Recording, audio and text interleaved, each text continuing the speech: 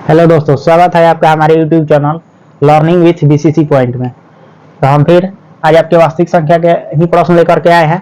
Part 1 और 2 video बना दिया गया है वास्तविक संख्या पर। पार्ट 3 वीडियो में ये रैंकिंग वाला जो क्वेश्चन है जो P/Q के रूप में बदला जाता है उसके लिए क्वेश्चन लेकर के आए हैं। चलिए हम स्टार्ट करते हैं। क्वेश्चन है हमारा निम्नलिखित संख्या 1.2 के ऊपर रैंकिंग है को P/Q के रूप में बदलना है कि P/Q के रूप में लिखना है। सबसे पहले हम हल लिखेंगे। यहां से इसको हम मान लेते हैं। माना कि x बराबर 1.2 का रेकरिंग, ठीक है। अब रेकरिंग दशमलव के बाद जितने अंक पर दिया गया है, अर्थात वो क्या है कि उस अंक को हम बार बार लिख सकते हैं, ठीक है। उस अंक को रिपीट कर सकते हैं। तो s बराबर इतना हो गया। ये x बराबर क्या हो जाएगा, रेकरिंग का मतलब क्या हुआ कि इसको बार बार लिखेंगे, यानी कि 2 को हम कितना बार भी लिख सकते हैं, इसके बाद 3 बार लिख करके, कम से कम 3 बार लिख करके डॉट दे देंगे। ये समीकरण हमारा फर्स्ट हो जाएगा, ठीक है। इसके बाद क्या करना है, दशमलव के फर्स्ट वाला जब स्टेप जो है, दशमलव के बाद देखेंगे कि अंक का है, तो दशमलव के बाद 1 है तो हम दोनों तरफ इसमें हम क्या करेंगे, 10 से गुना करेंगे। अगर दशमलव के बाद 2 अंक रहता तो हम 100 से गुना करते हैं। जितने दशमलव के बाद जितना अंक रहेगा उतना ही 1 के बाद उतना 0 लगा करके गुना करेंगे, ठीक है। अब दोनों तरफ हम क्या करते हैं, 10 से गुना कर देते हैं। दोनों तरफ 10 से गुना करने पर गुना करने पर अब देखिए इसमें 1 से 10 से गुना करेंगे तो 10 गुना 1 हो जाएगा। और इसमें क्या करेंगे, इसमें गुना करेंगे 1.222 डॉट डॉट में 10 से गुना करेंगे तो ये क्या हो जाएगा, ये हो जाएगा 10x। और बराबर में यहाँ देखिए दशमलव के बाद जितना अंक है यहाँ हम 10 से गुना कर रहे हैं तो 1 0, ये जब इधर हटाएंगे तो ये 2 1 इधर आ जाएगा, यानी कि ये 12.22 करके लिखा जाएगा। 3 बार लिख देंगे डॉट डॉट, ये समीकरण सेकेंड मान लेंगे, ठीक है। अब क्या करना है कि समीकरण सेकेंड में से फर्स्ट वाले को घटा देना है। समीकरण सेकेंड माइनस फर्स्ट, ठीक है। समीकरण फर्स्ट को हम क्या करेंगे, घटा देंगे, ठीक है। समीकरण हमारा सेकेंड आया है 10x और समीकरण फर्स्ट वाला क्या है, बाएं पक्ष में x है तो x बराबर में समीकरण सेकेंड है 12.222 डॉट डॉट, इसमें से घटाना है 1.222 डॉट डॉट, ठीक है। तो डॉट डॉट का मतलब इसके आगे भी लिखा हुआ है। अब 10x में से x घटा लेंगे तो यहाँ बचेगा 9x बराबर 12 में से 1 घटा लेंगे तो बचेगा 11, ठीक है। ये दशमलव के बाद 2 है, यहाँ भी 2 है तो ये सब 0 0 हो जाएगा, ठीक है। अर्थात इसके बाद वाला भी घट जाएगा तो सब 0 0 हो जाएगा। लिखने की इधर जरूरत नहीं है। दशमलव के बाद 0 0 हो तो उससे कोई फर्क नहीं पड़ता है, उसका मतलब है कि कुछ एक ही है। यहाँ घटाएंगे तो कितना आएगा, 12 में से 1 घटा देंगे तो 11। अब देखिए x बराबर यहाँ से कितना हो जाएगा 11, और ये 9 गुना में है तो ये बट्टा में आ जाएगा। यानी कि जब इसको हम P/Q के रूप में बदलेंगे तो हमारा आंसर कितना आएगा, 11/9, यही हमारा आंसर हो जाएगा। चलिए हमारा अगला क्वेश्चन है, निम्नलिखित संख्या 2.12 के ऊपर रैंकिंग है को P/Q के यानी कि परिमेय संख्या के रूप में बदलना है, ठीक है। सबसे पहले हम हल लिखेंगे, ठीक है। ये हमारा 2 नंबर क्वेश्चन हो गया। निम्नलिखित संख्या को 2.12 ऊपर रैंकिंग है को P/Q के रूप में लिखना है, ठीक है। तो यहाँ से हम सबसे पहले मान लेंगे, माना कि x बराबर 2.12, इसके ऊपर में रैंकिंग, ठीक है। अब इस रैंकिंग का मतलब क्या हुआ कि इसको बार बार रिपीट करना है, यानी कि x बराबर हम कितना लिख सकते हैं 2.12 बार बार रिपीट करके, तो हम 2 ही अंक तक ले बढ़ा करके लिख रहे हैं, ठीक है। इसके बाद डॉट डॉट दे देते हैं, इसको हम समीकरण फर्स्ट मान लेंगे, ठीक है। अब क्या करना है, दोनों तरफ गुना करना है। तो गुना कितना से करेंगे, तो यहाँ देखिए दशमलव के बाद कई अंक है, 1 2 अंक है, तो दशमलव के बाद जब 2 अंक है तो हम 100 से गुना करेंगे। अगर दशमलव के बाद एक अंक रहता तो हम 10 से गुना करते हैं, लेकिन यहाँ पर रैंकिंग में जो है दशमलव के बाद 2 अंक है तो हम 100 से गुना करेंगे। तो यहाँ लिखेंगे दोनों तरफ 100 से गुना करने पर, 100 से गुना करने पर, ठीक है। 100 से गुना करेंगे तो यहाँ कितना हो जाएगा, 100x हो जाएगा। बराबर में इसमें भी हम 100 से गुना करेंगे तो यहाँ क्या हो जाएगा, दशमलव का जो 2 अंक है ना ये इधर हट जाएगा, यानी कि बाएं तरफ हट जाएगा। तो यहाँ पर आ जाएगा 212.12 1 2 को फिर हम रिपीट भी कर सकते हैं, डॉट डॉट, इसको हम समीकरण सेकेंड मान लेंगे। ठीक है, अब समीकरण सेकेंड में से क्या करना है, अब करना है समीकरण सेकेंड वाले में से समीकरण फर्स्ट को क्या करना है, माइनस कर लेना है, घटा लेना है। समीकरण सेकेंड में से समीकरण फर्स्ट को माइनस कर लेंगे।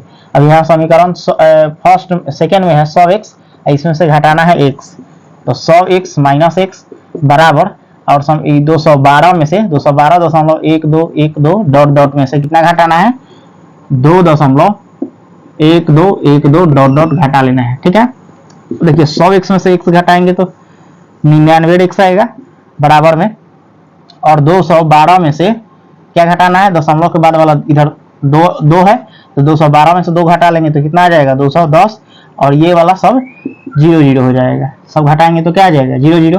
दशमलव के बाद अगर कितना भी 0 हो तो उससे कोई फर्क नहीं पड़ता है, यानी कि x बराबर यहाँ से कितना हो जाएगा 210, और ये गुना में है तो ये वाला चीज बाटा में आ जाएगा 99। अगर इसको इतना पर भी लिखेंगे तो सही है, लेकिन इसको हम काट भी सकते हैं। अगर 3 से काटिएगा तो 3 से 21 यानी कि 70, और 3 से काटिएगा तो 33 यानी 99, यानी कि x का मान यहाँ से कितना आ जाएगा 70/33। हमारा यही पी के ग्रुप में सही उत्तर हो जाएगा। चलिए हम अगला क्वेश्चन लेकर के आए हैं। प्रश्न संख्या 3 है, अभाज्य गुणनखंड विधि से 96 और 404 का एलसीएम और एचसीएफ ज्ञात करना है। एलसीएम और एचसीएफ का मान बताना है, और जांच करना है कि दो संख्याओं का जो गुणनफल है उनके एचसीएफ और एलसीएम के गुणनफल के बराबर है। तो चलिए हम बनाना स्टार्ट करते हैं। सबसे पहले हम अभाज्य गुणनखंड कर देंगे, कितना का 96 का, 96 है, तो इसका अभाज्य गुणनखंड करने के लिए क्या करते हैं, 2 से भाग दे देंगे, भाग देंगे तो 48 हो जाएगा, फिर 2 से भाग देंगे तो 24 हो जाएगा, फिर 2 से भाग देंगे तो 12 होगा, फिर 2 से भाग देंगे तो 6 होगा, और फिर 2 से भाग देंगे तो 3 हो जाएगा। ठीक है, अब 404 का भी गुणनखंड कर देते हैं। 404 का गुणनखंड करेंगे, 2 से करेंगे तो 202 हो जाएगा, फिर 2 से करेंगे तो 101 हो जाएगा, इससे अधिक नहीं होगा। यानी कि हमारा 96 का गुणनखंड कितना आया, 2 कितना बार आया है, 1 2 3 4 5 बार, यानी कि 2 को 5 बार लिखेंगे। ठीक है, 2 को 5 बार लिखेंगे, इसके बाद 3 आया है तो एक 3 लिखाएगा। और 404 का गुणनखंड जो किए हैं, 404 का जो गुणनखंड किए हैं वो कितना आया है, तो 2 गुना 101। ठीक है, अब यहाँ से हमको पहले क्या निकालना है, एलसीएम और एचसीएफ निकालना है। तो एचसीएफ वो होता है, एचसीएफ उसको कहते हैं जो कि इन दोनों में कॉमन हो। ठीक है, तो इसमें कॉमन क्या है, एक 2 मिल रहा है, फिर एक और 2 मिल रहा है। ठीक है, इसके बाद और कोई कॉमन नहीं मिल रहा है, तो यहाँ से एचसीएफ का मान क्या आ जाएगा, यानी कि जो कॉमन मिल रहा है उसमें से एक एक करके लिख देंगे। इसका एचसीएफ कितना हो जाएगा, 2 दूनी 4। ठीक है, और इसका एलसीएम निकालेंगे। एलसीएम तो जो अधिकतम बार आया है, जो अधिकतम बार आया है उसको, ठीक है, यानी कि 2 कितना बार आया है, 1 2 3 4 5 बार आया है, तो 2 को हम 5 बार लिखेंगे। ठीक है, 2 को 5 बार लिखेंगे। ठीक है, लेकिन अब इसमें 2 वाला नहीं लिखेंगे, जब एक बार उसमें लिखा गया तो इसमें अब हम नहीं लिखेंगे। इसके बाद जो बच गया है, अब 3 बच गया, वो इसमें शामिल हो चाहे ना हो वो चीज लिखाएगा। जो इसमें 101 बच गया वो भी लिखेंगे 101। ठीक है, और इसको अब सबको गुना कर लेंगे, तो 2 दूनी 4, 4 दूनी 8, 8 दूनी 16, 16 दूनी 32, 32 में 3 से गुना करेंगे, 32 में 3 से गुना करेंगे तो 3 दूनी 6, 3 3 9, और फिर इसके बाद 96 में 101 से गुना कर देंगे। तो 96 में 101 से गुना करेंगे तो 6 का 6, 6 0 0, फिर 6 का 6, फिर 9 से गुना करेंगे तो 9 का 9, 9 0 0, 9 का 9, 6 9 6 9, यानी कि इसका जो एलसीएम का मान आएगा 96 करके आएगा, 9696। ठीक है, तो इसका एलसीएम निकल गया। अब हमको क्या करना है, इसमें जांच करना है। चलिए यहाँ से अब ये एलसीएम और एचसीएफ निकल गया। अब हमको क्या करना है, इसको जांच भी करना है, यानी कि दो संख्याओं का जो गुणनफल होना चाहिए वो एलसीएम और एचसीएफ के बराबर होना चाहिए। तो यहाँ से हम जांच लिख देते हैं। ठीक है, जांच में क्या दिया है, पहली संख्या गुना दूसरी संख्या बराबर में क्या है, एचसीएफ गुना एलसीएम। ठीक है, तो पहली संख्या का मान कितना दिया है, पहली संख्या का मान 96 है। और दूसरी संख्या का मान 404 है। 404 बराबर जो होना चाहिए, किसके बराबर होना चाहिए, HCF और LCM का मान। तो HCF का मान कितना आया है, 4 आया है, ठीक है। और LCM का मान यहाँ से कितना आया है, 96, 9696, ठीक है। और इन दोनों का गुणनफल जो होना चाहिए ना, इक्वल होना चाहिए, बराबर होना चाहिए। अगर बराबर आ गया तो ये क्या है, इसका जांच सही है, नहीं आया तो गलत है। जैसे अब 404 में हम क्या करते हैं, 404 में 96 से गुना करते हैं, तो 6 चौके 24 के 4, हासिल 2 बचेगा, 6002 और 6 चौके 24, ठीक है। अब 9 से गुना करेंगे, 9 चौके 36 के 6, हासिल 3, 9003, 9 चौके 36, ठीक है। अब ये जोड़ेंगे 4, 6 2 8, 4 3 7, 6 2 8 3, यानी कि 38 78 4 आया। इसका गुना किए हैं तो कितना आया है, 38 78 4, ठीक है। अब इसका भी जो गुना करेंगे तो इतना ही आना चाहिए, तब जाकर के ये सही है। तो 96 में गुना कितना से करेंगे, 4 से गुना करेंगे, 4 छक्के 24 के 4, हासिल 2, 4 9 36 और 2 जोड़ेंगे तो 36 और 2 38 के 8, हासिल 3 बचेगा, 6 चौके 24, 24 और 3 27 के 7, हासिल 2 बचेगा, और 4 9 36, 36 और 2 जोड़ेंगे तो 38, यानी कि कितना आया, 38 78 4, 38 78 4। अब देखिए ये वाला और ये दोनों इक्वल है ना, जब दोनों इक्वल है तो इसका जांच क्या हुआ, सही है, ठीक है। चलिए अगला प्रश्न है हमारा चौथा नंबर, 140 को अभाज्य गुणनखंड के रूप में लिखना है। अभाज्य गुणनखंड के रूप में लिखें, ठीक है। सबसे पहले हम बनाएंगे प्रश्न को, तो हल लिखेंगे। 140 का क्या करना है, अभाज्य गुणनखंड करना है, ठीक है। अभाज्य गुणनखंड करते हैं, इसका 2 से करेंगे तो कितना आ जाएगा, 70 आ जाएगा। फिर 2 से भाग देंगे तो आ जाएगा 35। फिर अब क्या करेंगे, 5 से भाग देंगे, 5 से भाग दे देंगे तो 7 हो जाएगा। फिर 7 से करेंगे तो 1, ठीक है। अब इसका अभाज्य गुणनखंड लिखेंगे, यानी कि 140 बार कितना आ जाएगा, 2 कितने बार आया है, 2 बार, तो 2 को 2 बार लिखेंगे। फिर 5 कितना बार आया है, 1 बार। 7 कितने बार आया है, 1 बार। 1 को नहीं लिखा जाता है, ठीक है। अब देखिए इसको क्या करते हैं कि यहीं पर अगर कोई आंसर छोड़ देगा तो इसमें नंबर कट जाता है, ठीक है। लेकिन इसको जब एक जैसन कोई आ रहा है तो उसको पावर के रूप में लिखेंगे। जैसे 2 यहाँ 2 बार आया है तो 2 के पावर 2 गुना 5 एक बार आया है तो 1 बार लिखेंगे, 7 एक बार आया है तो 1 बार लिखेंगे।